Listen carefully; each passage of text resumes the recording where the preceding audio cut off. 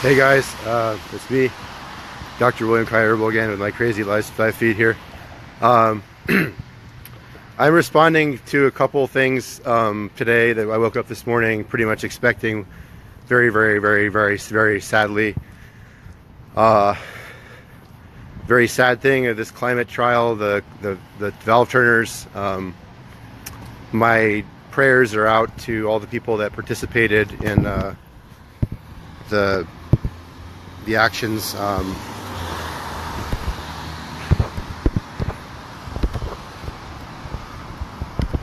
on.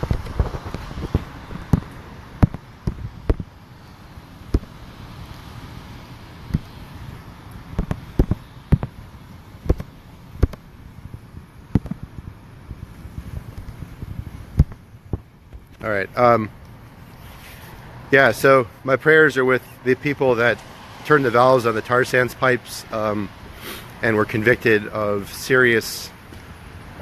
the serious verdict in that trial. And I wanted to say this, that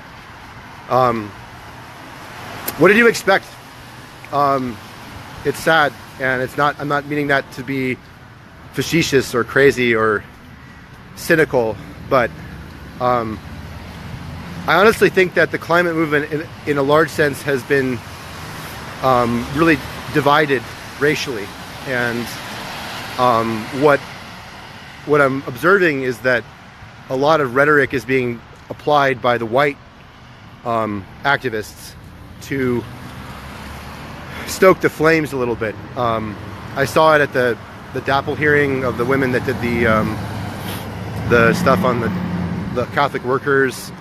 I see it in the rhetoric of Bill McKibben and his mafia at 360.org, 350.org, whatever. I see it in the rhetoric of the white judges that convicted y'all.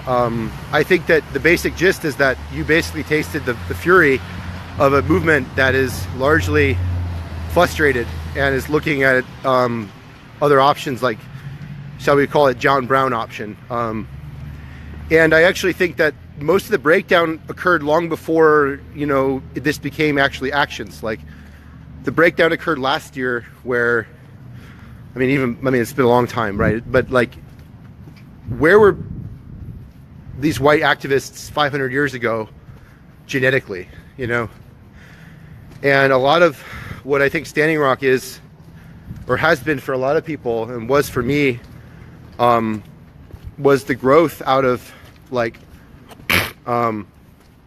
if you didn't go to Standing Rock and you didn't see and observe the acts of forgiveness, like the veterans going to the native people, you end up with rhetoric that looks a lot like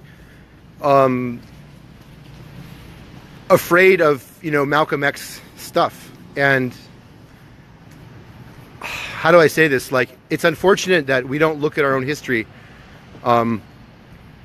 It's very easy to look at Iraq and Syria and Afghanistan and Libya and all the tragedy that occurred, where you see how many million people have been killed already in American wars. Vietnam, a friend of mine, Kat. How many millions of them? And where was climate activism then? This idea that we're going to save the world now. Suddenly, the liberal left is going to fight the right, and it's suddenly going to get better, as if business as usual doesn't involve already, like, just the processing of bodies that been going on for over 500 years. But I think that actually what I wanted to continue this thing about Vergangenheitsbewältigung, the idea of poetry. And I know people don't like poetry. I think poetry has a bad reputation among a lot of people because they don't think that it's actually valuable. They think that it's better to, like, hit the street and, like, do something and, like, be amazing and, like, hit the trial and, like, do something, turn a valve, or, riot or march or protest or go to Washington, D.C. But, some of us actually are kind of just hiding back and waiting and just observing right now. I think this is the time of prophecy. This is what a Anishinaabe friend, Renee, has said to me over and over again. She says, like, my father has said this, my mother has said this, hold back, slow down, don't judge so quickly, don't jump to conclusions so much. You know, maybe these people that are the judges that are like causing these harsh sentencing, maybe they actually are scared of something legitimate, like mass civil breakdown. And you know, the siloing of the valve turners, unfortunately, into a very small elite, white, Unitarian Universalist, Quaker, I mean, et cetera, et cetera, et cetera, Christian, mostly, and people that are sort of born that way, as opposed to actually going and just observing, you know, in places that have been really pounded. You know, I mean, I can see all over the street, you know, it's weird, like you see on the street, impeach, right? That's poetry. This is a word, you know, this is art. But the person didn't actually take the risk of like trying to stand up, because there's no organization. You know, there's no coherency. There's no blood and connection and you know, this is my brother and this is my sister and they're suffering. And right now, those 8 blankets sitting in my car, the 30% wool blankets, is the best I can do with the little money I have. I don't have the money to put myself and throw my life away and, you know, turn a valve on a tar sands. And I disappointed very strongly in the rhetoric of the white activists that are in this valve turner stuff. I'm disappointed by basically the entire left of this country, because they don't understand the extreme amount of stuff that they're the same as the right. And I don't even look to the anarchists or this, you know, people that say, I'm an anarchist, I'm a separatist, I want to, you know, burn things to the ground. I mean, no, I don't believe that either. Like, you drive to work, you have a nice car, I mean, you have a nice house, I'm sure, or some version of that. And I mean, I think it's time where, like my friend Anashanali, for instance, it's time of prophecy. It's not the time where things have actually been decided yet. And I know that people pray with their actions. I know that people decide to do things, they're direct actions, they're activists, that's what they do. But as a scientist and as a chemist, first and foremost, as a PhD chemist, I chose to basically explore poetry. And what I realized is, like, Moses' law, like the 10 Commandments, is poetry, right? I mean, the Sermon on the Mount, that's poetry. The Quran, the Bible, the Psalms, all poetry. Buddha's writings, poetry. Are they anything but poetry? Just fucking words on a paper. In fact, the most important thing of poetry is not the words on the paper. It's the space between the words. And what I was trying to say the other day about genocide is about Turkish Armenian genocide denial, about United States denial of Native American genocide, about the history of slavery, all this denial. And then what happened in Germany, with the history of Germany, with the Holocaust. And I'd like to find that judge, Mr. Michael, whatever his name is, at North Dakota. I'd like to actually give him my book in person. There's an Afghan book called Load Poems Like Guns. It's by a bunch of women in, I think it's Kabul or something. It's like a school there.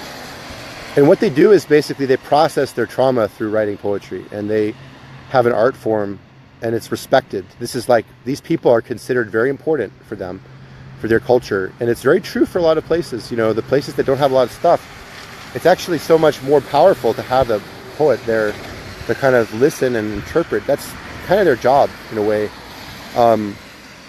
And I think German history is important to the West. I think the way they dealt with genocide, Paul Celan, the relationship with Heidegger, the poem Death Fugue, I forget how it goes, I'll read it later, but just look at that, Toten Fugue. But Paul Celan and Martin Heidegger, the relationship of them together, I think we're kind of at a point where we don't really have the active, like, yang version of what we can do. We can do this, we're going to save this. You can, whatever. We're not going to put data in front of judges. We're not going to put data in front of juries. It's just not going to happen. I mean, this Val Turner trial is I think it's the nail in the coffin for the necessity defense the next couple of years, unfortunately. That's a hard thing to say. But maybe I'm wrong. I mean, I hope I'm wrong. Like, please prove me wrong. But I think that in this next couple of years, the really responsible people will be sitting back and observing how the really marginalized populations in this country organize and assemble around the issue of climate change and oil divestment and what to do about the black snake. You know, what do you do about this? And what do you do about the rape of Gaia? You know, I'm not sure it's entirely one thing or the other. I think every option is on the table, including violence, unfortunately. I think Trump said it himself, you know, what are you going to do when Hillary appoints her judges, Second Amendment people? Remember that New York Times article last year? I mean, well, where does Mr. Michael, whatever the fuck his name, live? You know, I'd love to tickle his feet with a poem and just, you know, educate him on the stupidity of what he did, because it's not going to be me. I mean, my tendency to go that way was cleaned up by the mental health system a long time ago. The things I saw in mental wards, the torture of people mentally ill, schizophrenia, like just seeing like fucking mental illness in this country, how they treat us, you know, that they don't respect us. They don't think we're human beings. Even people like fucking activists, you know, like these stupid people that just like, oh, we're going to write a climate change.org. You have to be mentally well to be part of our group. Well, Marla, I'm sorry. The people that actually change the world are the ones that are angry and pissed. And I'm talking to you, you know, like you, like as if, you know, it's like you can't exclude people that want to support Malcolm X. And I'm realizing that quickly. And I think it's the responsibility of people that have resources to just fucking provide blankets, to just fucking like stand up and just do nothing. Like, just listen. You know, like, I mean, use your Facebook page to talk, use your writing to support. But to be an accomplice and not an ally, that's the original, I think that's the way to go. And what does it mean to be an accomplice, not an ally? It means to be part of the organizing effort first, and to create a united front rather than these scattered little groups, you know, tickling the feet of these idiot judges that, I mean, you think about it for a second, like the people that basically built North Dakota as it is today, and the tar sands and South Dakota and all that shit, are the same people that have been doing all this shit for over 500 years. The same people that armed Saddam to gas Erbil, Iraq, my dad's probably hometown. There's a Kurdish history, you know, a Kurdish history. We don't look at our history. We don't look at our history. We don't look at our history. Let me say it again. We don't look at our history in this country. Who are our proxy soldiers against Daesh? ISIS. You know, who are they? Kurdish. We, as a country, gave the weapons to Saddam to gas Kurds. That's the irony. It's the irony. You know, thou shalt not kill, Moses said. He says, write poem instead. You know, that's what he said. And he said to me, you know, he said, no, don't kill. I have vision of Moses, you know. Maybe I didn't. I mean, I was high or whatever. I mean, whatever. Who cares? Bottom line is, write poetry right now. Whatever you think is going to happen in the world, just fucking write it down. Throw it away. Doesn't matter. And then just observe and step back. But I think that what's happening is slowly in that process. It's been many, many, many, many years. I wrote one book. Didn't even put my name on it. I was scared to write that book. Honestly, I was terrified to write that book. It's called AK-47 Poetry, How I Learned to Be Okay Watching the World Burn. I was scared to write that book. I was fucking petrified. People, my friends know that. But it's all on my blog. I almost deleted that blog thousands of times. All of it just destroyed. I almost burned it to the ground. But then I said no. Something inside of me said, just stand up one day and just put it on the ground, put it on the paper. If they call it degenerate art and throw you in prison eventually, I don't fucking care. I did nothing wrong. I write book. You know, that's what the Nazis, they did. You see, the thing they do really is they take out the intellectuals. They take the ones that use their brain first, and then they use their heart, and then they use their heart, and they use their brain. You know, like a cycle. And the first thing they always do is they knock out the intellectuals. They knock out the ones that See, they silo the intellectuals. That's what they do. They put them in little silos. So they don't actually see the big picture, right? You see the big picture. I mean, this is America, right? Diamond watches and bondage. You know, like, I mean, I'll just laugh at this, but all my friends in the Middle East are gonna love this. You know, like, what is this? This is America, right? America is Bond-esque. And then you have these things like this. You know, how do I see here? Like that. You know, you wonder for a second why. You wonder why for 1 second that Vegas occurred. You wonder why for 1 second that, you know, people are so upset at us in the world because they spend thousands of dollars on shit like this. You're safe. No, you're not safe. Diamond watches, my ass. Blood diamond watches. You know, the corruption in this country is insane. And so you wonder, you know, you just wonder, like, why did this happen to us?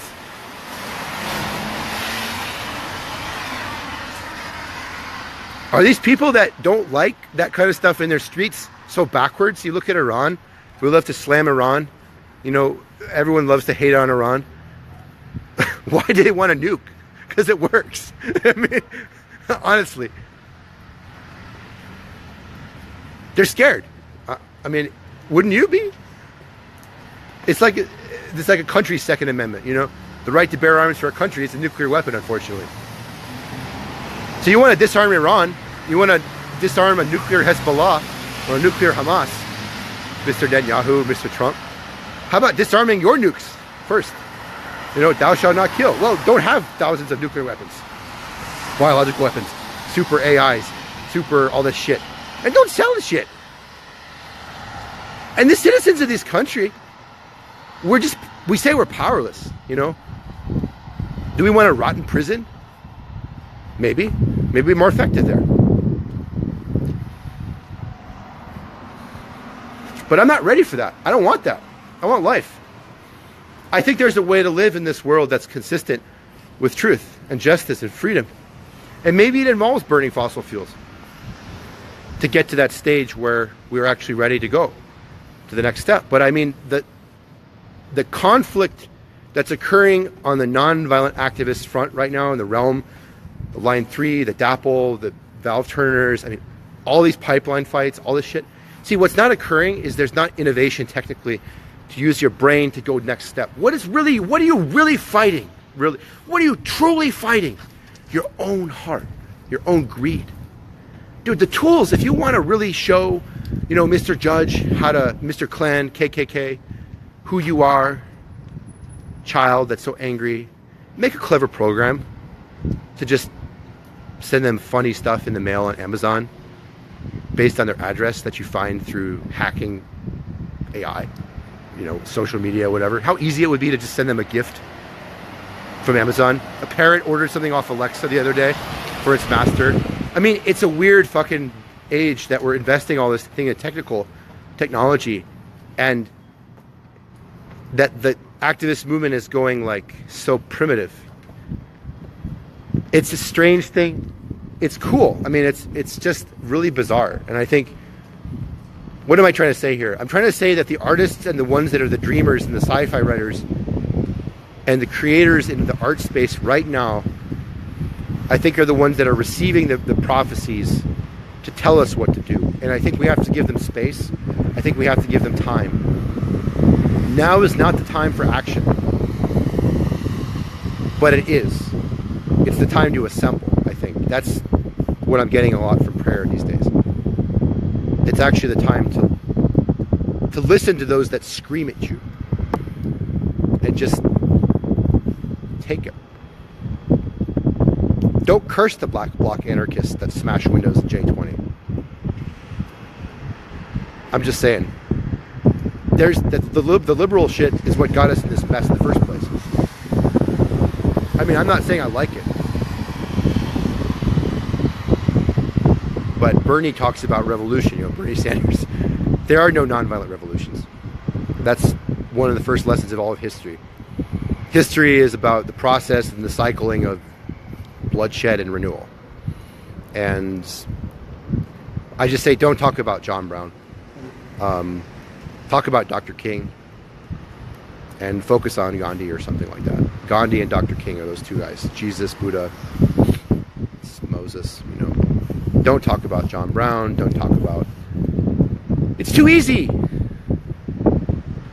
But also learn what jihad means.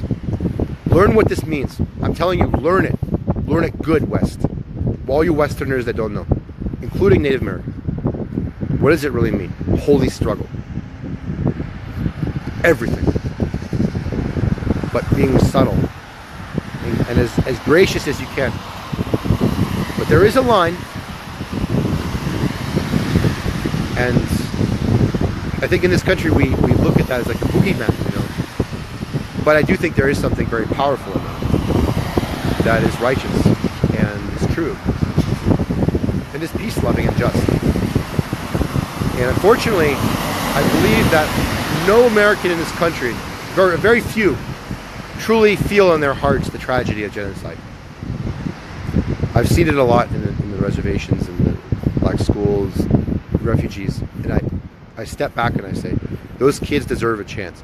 The climate activists, they're doing a good thing, but unfortunately, it's so siloed in the rhetoric of white supremacy. And I'm praying the next couple years that you back away from John Brown stuff. You realize that that's not a good one to cite. You realize you have to look at the history of the Iraq War, persecution of those people that America has crushed to build the state of Israel, and realize how fucked we are. So, you know, I'll leave with Super America, right? The irony of this gas station. The fact you can drive to a climate trial at all rests on, you know, Super America, right? Super America. Well, you know, we have a luxury in this country of the Super America, right? You can drive to climate trial. You should walk. Don't drive to fucking turn valve. Walk. Then you'll see how much harder it is. You know, maybe the oil is powering ambulance. Ask the questions, you know, divestment, Oil Anonymous. Is it really that crazy? You know, the idea of divesting first. And I don't know.